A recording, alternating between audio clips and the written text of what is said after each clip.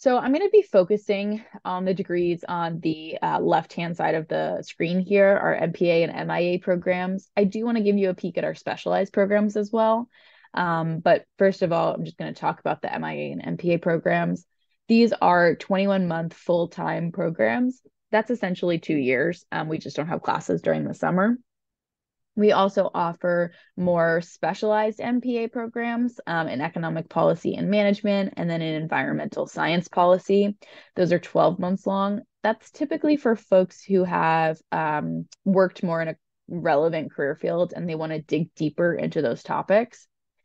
And then we have a new program that just launched this past summer. It's aimed at senior level individuals. And by senior, I mean over 10 years of work experience.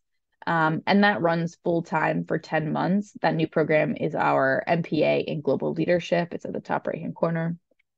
And then our executive MPA program is targeted towards working professionals who might want to pursue graduate study on a part time basis. It's our only part time program available. And then lastly, we do offer one PhD program. It's in sustainable development. I will say that most of our students come through the left side programs here. So our MIA and MPA 2-year programs. That's what I'm going to focus on today, but feel free to reach out to the contacts listed here for any other specialized programs. If you have questions, the information is also up on our website. So don't worry if you can't take a screenshot or write it down. Those folks will kind of help you out in a pinch. Okay. We also offer dual degrees at SIPA, and we have two different types. So we have those that are within two Columbia University schools, and then those with our international partners. We have degree programs with 7 Columbia schools and then 6 international schools. Now, the benefit of a Columbia dual degree program is that you'll be able to complete both degrees faster than if you were to complete them in succession, and they're two different degrees. So, for example, you might want to get an MIA from SIPA and an MBA from the business school concurrently. So those are two different types of degrees that you're getting from two different Columbia University graduate schools. You can just complete them faster. Our international dual degrees are meant to give you more of an exchange experience. So while you're getting a degree from both universities, both will be within the public policy arena. There's a lot more detail on individual application processes as well as the contact information to ask about these dual degrees. If you have any questions, that's available on our website. I will say, just to make life a little bit entertaining and fun, all of these have slightly different processes to apply, and all of the programs have a slight difference in cadence. So how you would start and end your time with us. So for example, if you were going to try to get a dual degree with the business school, typically you would have to start at the business school and end at SIPA. The same is true for some of our international programs. Sciences Po in France and LSE in London are the same way as well. You would have to start at the international school and then end your time at SIPA. Some of the other programs are a little bit more flexible, et cetera, but there's a lot more information, detailed information on our website. So if you are interested in one of these or maybe multiple of these dual degree programs, I would encourage you to go check it out. Okay, jumping into our specific MIA and MPA programs, here's a taste of what your schedule may look like at SIPA. So what you see in front of you is a sample curriculum for your full 2 years. And don't panic. I know if you're on your phone, this might be a little bit hard to read. This is a screenshot from the website. So all of this information is available right there on our website. So you can kind of dig a little bit deeper if you go visit. But what I really want you to notice at first glance is that the MPA and the MIA programs look relatively similar. And that's just a fact of life. They both follow a core curriculum, and then they give you some elective courses through a concentration and specialization of your choice.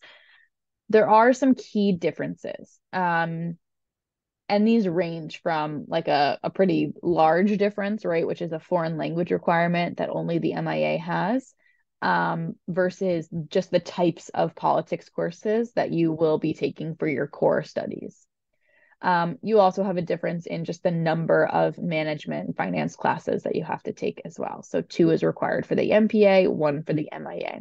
So the differences aren't super large, but I will say they are important if you are trying to decide between an MIA and an MPA, just looking at the different types of politics courses that are required, how many management and finance classes you have to take, and then also your foreign language requirement.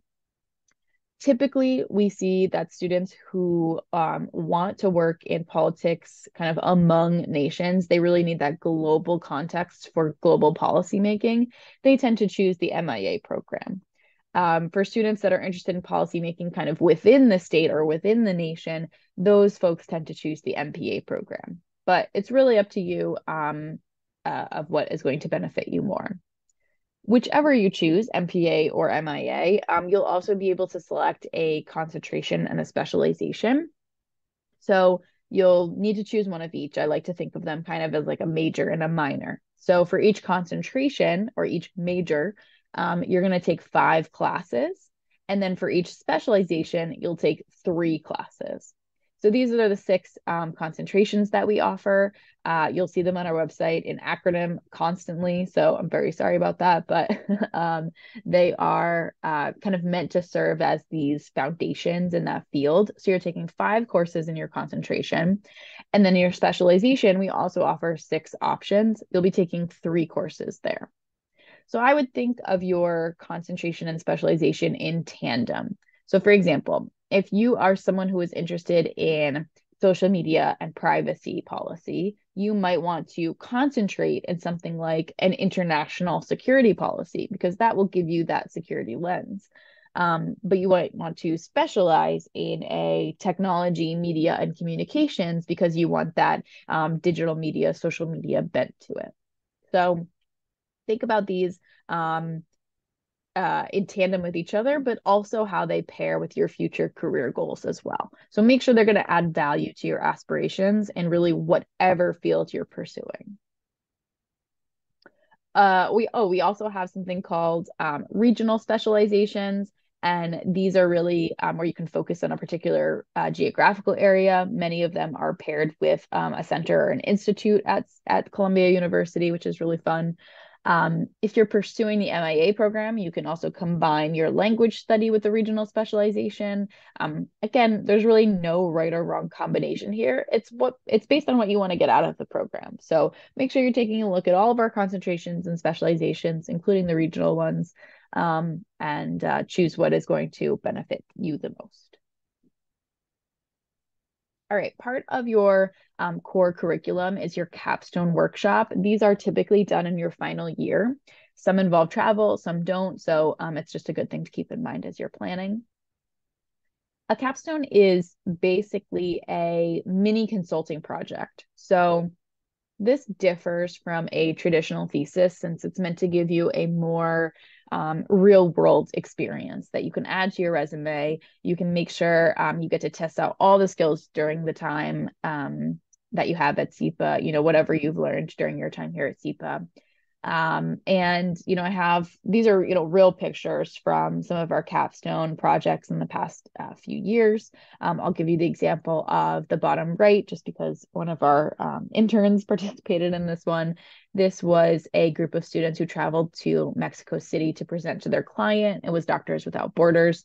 Their project was really just a deep dive into issues of migration through Mexico to the US-Mexico border. They studied things like access to medical care, the mental impact of migration, what type of legal services that migrants were offered, humanitarian efforts throughout that region. So it was kind of like a really deep dive into all of these different elements that go into migration, especially through the Mexico-US border. And they presented to their clients, Doctors Without Borders, in Mexico City. So they got to do some travel there. So that's just one example. We have so many different capstone workshops that are available every single year. And we have a multitude of examples on our website of recent capstone projects with their client, the remit, and the outcome as well. So be sure to check that out on the website too.